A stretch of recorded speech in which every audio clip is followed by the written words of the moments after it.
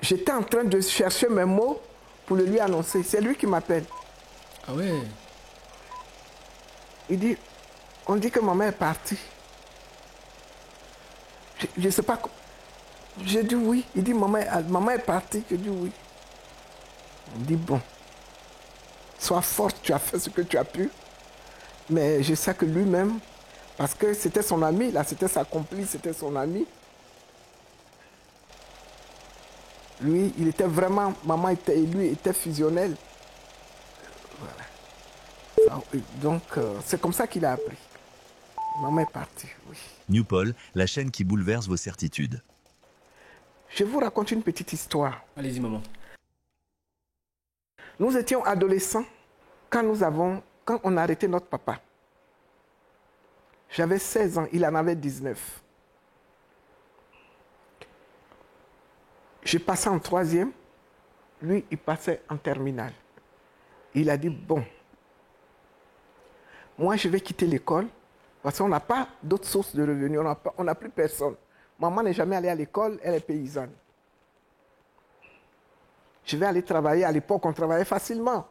Je vais aller travailler et puis, toi, tu vas aller à l'école, tu vas passer ton BPC, tu vas passer ton bac. Quand tu seras à l'université, je vais passer le concours spécial d'entrée à l'université. Et puis nous deux, on va aller à l'université ensemble. Quand il a dit ça, il a dit à maman, maman dit, il n'est pas question. Il est hors de question que tu abandonnes tes études. Je voulais parler un peu de votre maman, de Marguerite Gado. Quand elle est rentrée à Abidjan le dimanche 12 octobre 2014 et elle est décédée le 15 octobre 2014, 3 jours après être rentrée en Côte d'Ivoire.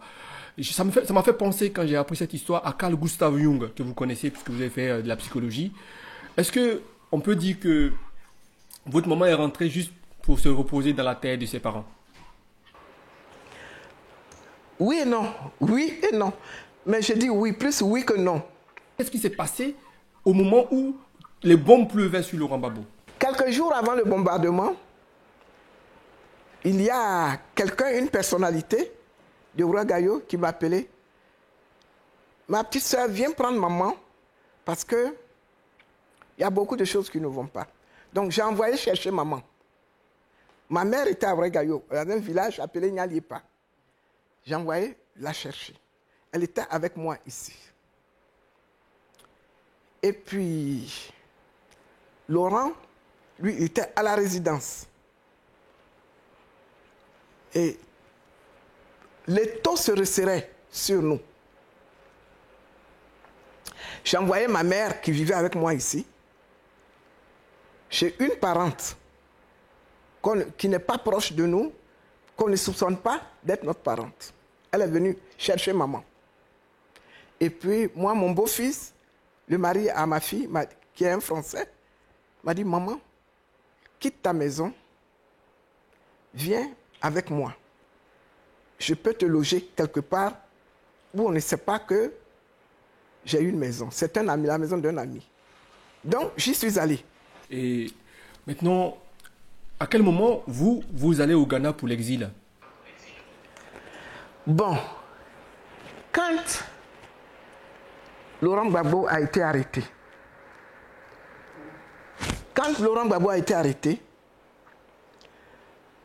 j'étais labouré, j'étais déstructuré, j'étais décomposé, j'ai hurlé de douleur. Et dans la maison où j'étais réfugié, la petite bonne qui s'occupait de nous, elle me tenait. Et puis j'ai dit, bon. J'avais espéré, je me disais comment le transférer à la Maca. Donc j'ai appelé quelqu'un que je connais à Yopougon. Je lui ai dit, trouve-moi une maison à Yopougon. Comme ça, si on le met à la Maca, j'habite Yopougon et ça m'est plus facile de lui faire à manger. Et j'apprends qu'on l'a transféré à Korogo et qu'on ne peut pas y aller. J'ai dit, bon, J'ai appelé mon oncle, tonton Otro, dont je vous parlais tout à l'heure. Je lui ai dit, va. Il y avait des jeunes, il y avait des militants qui étaient déjà partis au Ghana. J'ai dit, va au Ghana. Exilons-nous, va au Ghana, puisqu'on ne peut pas voir Laurent. Et ma mère, qui était, je vous disais tantôt que je l'avais amenée chez une mienne parente.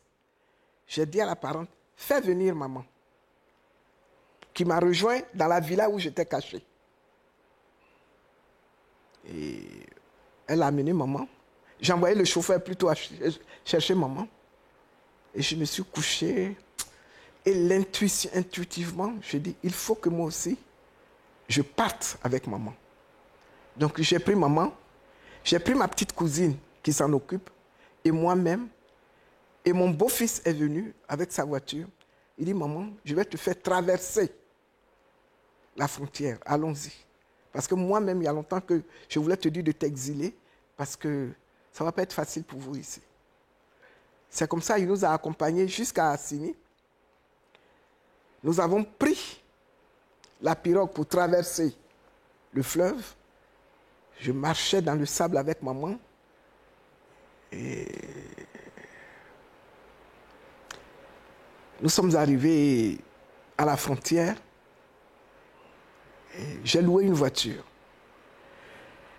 Les militants, un des militants qui était déjà en exil, que j'ai eu comme élève, il a trouvé mon numéro, il m'a appelé. Maman, viens, je t'attends ici, à Takoradi. Une ville du Ghana. Takoradi, oui, la première grande ville qu'on rencontre de Ghana. Donc, il nous a reçus à Takoradi, il a pris la chambre d'hôtel, une chambre pour maman et ma cousine, et une chambre pour moi. Nous avons passé 1 ou 2 nuits à Takoradi. Et puis, l'ambassadeur Aka, qui était ambassadeur au Ghana, sous Laurent Gbagbo, il m'a dit, ma soeur, viens ici, viens à Accra. On vous attend. Et nous sommes allés à Accra avec maman. J'ai loué une voiture de Takoradi à Accra. Et puis, il dit, quand vous venez, venez à tel hôtel. Je ne vais pas faire la publicité de l'hôtel, donc je ne dis pas. Il nous a mis dans... Il dit, cet hôtel doit de l'argent à l'ambassade de Côte d'Ivoire. Donc, il faut y aller. Ils ne vont pas rembourser. Il faut y aller. Donc, il nous a logés pendant 1 mois. Et quand l'hôtel a estimé qu'il a apuré sa dette, l'ambassadeur est venu nous voir. On va te trouver un logement. Et on m'a trouvé un logement. Je n'avais pas les moyens de payer. Il dit, ne te soucie pas. Et les amis de Laurent qui étaient à Accra lui ont donné de l'argent. Au Ghana, les maisons se payent par annuité. Donc, il est venu. Il m'a donné le loyer d'1 an. Et j'ai payé. Et on a versé ça. Et c'est comme ça qu'on a aménagé dans la maison. Voilà. D'accord. Et maman, j'ai une autre question. Mais votre maman, c'est Marguerite Gado, je crois. Oui. Oui, je me permets de prononcer son nom pour qu'on se souvienne d'elle. Gado Marguerite, oui, c'est ça. Comment elle a vécu ces événements quand elle voit son fils arrêté? On était obligé de ne pas lui dire toute la vérité. D'accord. Elle me disait, elle a un petit nom par lequel elle appelle. Où il est? Ah, j'ai inventé une histoire. J'ai dit, tu sais maman, il y a des étrangers qui sont venus. Ils ont pillé toutes nos maisons, dont la tienne au village, dont la maison de Laurent. Et comme ils étaient avec les Blancs, ils ont fait ça. Laurent est allé en France pour se plaindre. Donc elle dit, ah, c'est bien, il n'a qu'à bien leur parler. Il est allé leur parler là-bas. Elle n'aurait pas supporté que je dise qu'on a bombardé son fils. Elle n'aurait pas supporté. Donc, elle, dans sa tête, son fils était en France pour aller défendre sa cause. Donc, c'est comme ça que pendant 3 ans et demi, je l'ai entretenue. J'achetais les journaux, je les lui... Elle voyait... Elle ne sait pas lire, elle n'est pas lettrée. Elle ne sait pas lire, mais elle voyait la photo de son fils derrière et elle était contente. Voilà, ça apaisait sa douleur. C'est ça. Et puis, un moment, elle me dit, je veux rentrer. Je veux rentrer. Je veux rentrer. Quelque chose m'a dit qu'elle sent quelque chose arriver. Je me suis dit qu'elle a senti son départ. Elle ne voulait pas rester sur la terre étrangère. Laurent avait un ami ghanéen qui était un peu comme notre tuteur. Je l'avais averti. Je l'ai averti. Je suis allé l'avertir. J'ai dit, je vais faire partie, maman, le jeudi. C'est-à-dire, jeudi 16. On était jeudi 9. J'ai dit, jeudi prochain, je fais rentrer maman à Abidjan. Il dit, ce serait une bonne chose parce qu'elle est un peu fatiguée. J'ai dit oui. Et puis, je suis allé me coucher. Quelque chose me dit, n'attends pas jeudi, il faut la faire partie dimanche. J'ai prié et quelque chose me dit, il ne faut pas la faire partie dimanche. Donc, samedi, j'appelle le capitaine là, et puis je lui dis, non, je ne vais pas attendre jeudi, je fais partie maman. Il dit, il n'y a pas de problème, mes prières l'accompagnent. Donc, j'ai loué une voiture, j'ai pris ma petite cousine qui s'en occupe, j'ai fait venir 2 neveux d'Abidjan pour les encadrer. Ils sont venus la veille, et puis j'ai loué une grosse 4x4, et ils sont partis. Ils sont venus à Abidjan. Ils sont arrivés à Abidjan le soir. Face à l'impunité, la justice. Pour les Ivoiriens, pour les Français et pour tous ceux et celles qui ont vécu en Côte d'Ivoire de 2000 à 2011 et ont été victimes du complot contre Gbagbo et les Ivoiriens. La Côte d'Ivoire a été marquée par des violences qui ont laissé des blessures profondes. Des crimes graves restent impunis. L'impunité nourrit la violence. Pour construire un avenir de paix et de réconciliation en Côte d'Ivoire, la justice doit être rendue. Face à l'échec de la Cour pénale internationale, CPI, qui n'a pas pris en compte les acteurs étrangers qui ont participé du malheur des Ivoiriens, des Français et autres, nous demandons la création d'un tribunal pénal international. Ce TPI vise à apporter une véritable réponse juridique à tous les crimes commis en Côte d'Ivoire entre 2000 et 2011, peu importe la nationalité de leurs auteurs. Pour la justice, la vérité, les réparations et pour une réconciliation vraie des Ivoiriens, signons la pétition, elle est totalement gratuite. Votre signature est une voie pour la justice. Agissez maintenant. Je ne voulais pas la faire passer par l'aéroport parce que c'est pour ne pas qu'on la prenne, qu'on l'accueille comme ça. Donc, ils ont pris la route. C'était plus prudent pour moi. Et ils sont arrivés. Et directement, ils sont allés chez son neveu, le neveu de ma mère, le fils à sa grande sœur, qui était un cadre de banque à la retraite. Le Gossé, il s'appelait Gossé. Monsieur Gossé Henri, voilà. C'est le fils à la grande sœur de ma mère. Donc, ils sont allés là-bas. Dimanche, vers 18h, il me dit, maman est arrivée. Henri m'appelle, il me dit, maman est arrivée, mais elle est vraiment fatiguée. Je dis oui. Avec ce qu'elle a vécu comme épreuve, il ne faut pas t'étonner de la voir fatiguée. C'était dimanche. Et elle disait, il faut que je parte au village. Il faut que je parte au village. Henri dit, maman, tu viens d'arriver, repose-toi. Jeannette s'est occupée de toi pendant 3 ans et demi, mais moi, je n'ai encore rien fait pour toi. Laisse-moi m'occuper de toi. Elle dit, non, non, non, non, je vais partir. Alors, mon fils vient, lundi, mardi, et puis elle dit à son oncle, Henri Gossé, mercredi, la maman ne dormira pas ici, je vais le faire partir. Il la fait partir au village. Elle veut partir au village. Il dit, toi aussi, tu te mêles de ça. Il dit, oh, il faut la faire partir. Quand elle est venue, bon, Henri est allé dire au tenant du pouvoir, maman est là. Alors, Ahmed Bakayoko a fait convoquer Michel, le fils de Laurent, mon fils, Henri Gossé. Il les a convoqués dans son bureau. Oui, Jeannette croit que c'est elle seule sa maman, mais c'est nous tous notre maman. Henri dit, il n'y a aucun problème. Voilà un peu d'argent pour vous en occuper. Ils ont dit, merci. Mais comme dans notre famille, les décisions se prennent de manière consensuelle, et ça, il s'agit de maman, donc on va consulter les villageois, et ce qu'ils vont nous dire de faire, c'est ce qu'on va faire, garder cet argent, et puis après, quand ils vont décider de ce qu'on va en faire, on va vous faire donner notre position. Et puis ils sont partis. Mais le ministre Duncan et tout ça, ils sont passés la saluer.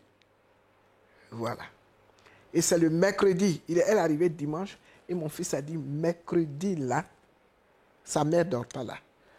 On appelle des cliniques pour qu'ils nous donnent des ambulances et tout ça. Chacun se rétracte. Et il y a un ami de mon fils avec qui il a fait l'école primaire à Mermoz qui a dit, écoute Alain, ta grand-mère, tu n'auras pas une clinique qui va te prêter une ambulance. Ils ont reçu des mots d'ordre. Donc il avait une 4x4. Il dit, alors son ami d'enfance lui a donné une 4x4 et il y a un médecin, un de nos amis, qui a médicalisé la 4x4 et c'est cette 4x4 qui a accompagné maman au village, qui a pris sur elle d'accompagner maman au village. Il y avait le fils de mon cousin Gosset, il y avait mon fils, il y avait 3 ou 4 voitures qui se suivaient. Au fur et à mesure, moi j'étais à Accra, ils me donnaient leur position. Et ils sont arrivés à Yamoussoukro, ils m'ont dit voilà, on est arrivé à Yamoussoukro, on a dépassé Yamoussoukro. Et à peine ont-ils dépassé Yamoussoukro, 15 minutes après, ma cousine m'appelle, ah, maman a le hockey. J'ai dit, bon, appelle ton cousin, mon fils, et dis-lui ça. Quand elle lui a dit, il dit, on retourne, comme on n'est pas très loin de Yamoussoukro, retournons à l'hôpital de Yamoussoukro. Ils ont fait demi-tour, ils sont retournés à l'hôpital, et là-bas, ils sont tombés sur une jeune médecin, une dame, qui les a reçus aux urgences. Elle a vu l'état de maman, elle a rapidement donné une ordonnance pour aller acheter le médicament. Et elle a couché là, maman avait sa tête sur les pieds de son petit-fils. Et puis pendant que le monsieur, le cousin est allé acheter le médicament, dès qu'il a ouvert la porte, maman a expiré. Et elle a expiré aux urgences de Yamoussoukro. On l'a mis sur un lit, elle a expiré aux urgences de Yamoussoukro. Aussitôt après, voici un quart d'heure, le médecin a constaté, il dit, ah, la vieille est partie. Un quart d'heure après, voilà un cordon de policiers qui arrive pour dire, voilà, on vous arrête parce que vous avez transporté quelqu'un de mort dans une voiture banalisée. On dit non, elle vient d'expirer, ils disent non, ils les ont arrêtés. Et oui, le fils de mon cousin Gosset, comment il s'appelle? Le gars des Aïbouyo là. Oh, qui est au RDM maintenant là. Guégué, Alcide Guégué, qui est un parent maman, qui l'accompagnait, Alcide Guégué, mon fils, et tous, enfin 3 ou 4 personnes, ils les ont arrêtés, ils les ont amenés à la police. Et ils ont pris le corps pour amener le corps aux urgences. Donc, on m'appelle, mon fils m'appelle, maman, nous sommes arrêtés, nous sommes accusés d'avoir transporté un cadavre dans une maison, dans une voiture, qui n'est pas faite pour ça. Il dit, bon. Ils sont restés là-bas 24 heures. Et puis, le médecin avait disparu. Le médecin qui a constaté, voilà, qui a reçu la maman. Donc, le lendemain de leur arrestation, elle est apparue, elle est allée au commissariat. Elle dit, c'est moi le médecin qui a reçu la vieille. La vieille est venue, elle était en vie. La preuve, j'ai fait une ordonnance pour qu'on aille acheter des médicaments. Est-ce que je peux faire une ordonnance pour un cadavre? C'est moi qui ai reçu la vieille. Et elle a expiré pendant qu'on est allé acheter le médicament. C'est comme ça, les commissaires ont présenté des excuses à ceux qu'ils avaient arrêtés. Et puis, ils les ont laissés. Et le corps, ils ont mis le corps dans un corbillard de Yamoussoukro à Gagnoa. En principe, on met 45 minutes, 1 heure. Mais eux, ils ont mis près de 5 heures. On les arrêtait à toutes les étapes. Tout le monde était sorti. Dans tous les villages. Le corps de la maman de Gbagbo est en train de passer. Eux, tous les villages. Jusqu'à Ivosep de Gagnoa. Voilà ce qui s'est passé. Et ça, j'ai une autre question. Et comment il vit ça? Comment il apprend ça, le président? Parce qu'il est à la CPI. Comment il apprend ça et comment il vit ça? Comment il apprend ça? Figure-toi que j'étais en train de chercher mes mots pour le lui annoncer. C'est lui qui m'appelle. Ah ouais? Il dit, on dit que maman est partie. Je ne sais pas. J'ai dit oui. Il dit, maman est partie. J'ai dit oui. On dit, bon, sois forte, tu as fait ce que tu as pu. Mais je sais que lui-même, parce que c'était son ami, là, c'était sa complice, c'était son ami. Lui, il était vraiment, maman et lui étaient fusionnels. Voilà. Donc, c'est comme ça qu'il a appris. Maman est partie, oui. En tout cas, désolé maman de vous rappeler des souvenirs douloureux. Et il a appelé Sangaré. Il a appelé son ami Sangaré. Ma mère vient de partir. J'ai fait une demande pour rentrer. Ouattara refuse. Je crois 2 fois, il a fait la demande. C'était non. Il dit, bon, écoute Sangaré, occupe-toi des obsèques de ma mère. Ouattara refuse que je vienne enterrer ma mère. Occupe-toi. Et c'est comme ça que Sangaré a pris les devants des obsèques de maman. Moi, je suis venu, maman est décédée le 15 octobre 2014. Je suis venu le 22 janvier 2015. Maman a été enterrée le 7 février 2015. Je suis resté 1 mois. Après l'enterrement de maman, fin mars, je suis resté jusqu'à mi-mars. Mi-mars. Et puis après l'enterrement de maman, alors, je suis allé voir Sangaré pour dire, bon, on a fini d'enterrer maman. Qu'est-ce que je fais? Je pars ou je reste? Il me dit, tu es une grande fille. Si tu restes, il y a du travail ici. Je te prends avec moi dans mon cabinet pour qu'on travaille pour le parti. Mais si tu pars aussi, là-bas, ceux qui sont restés en exil seront contents de te revoir. Ça va leur donner du tonus. Je dis, bon, donc, je retourne en exil. Je dis, je retourne en exil. Parce qu'ici, tu as déjà des gens avec qui tu travailles. Or, si je reste ici, ils vont croire que je les ai lâchés. Donc, oui. Voilà. Maman, quand j'ai commencé l'émission, je vous avais dit que vous étiez noble. Et cette noblesse, elle est là. Parce que vous aurez pu rester. Mais vous êtes retourné.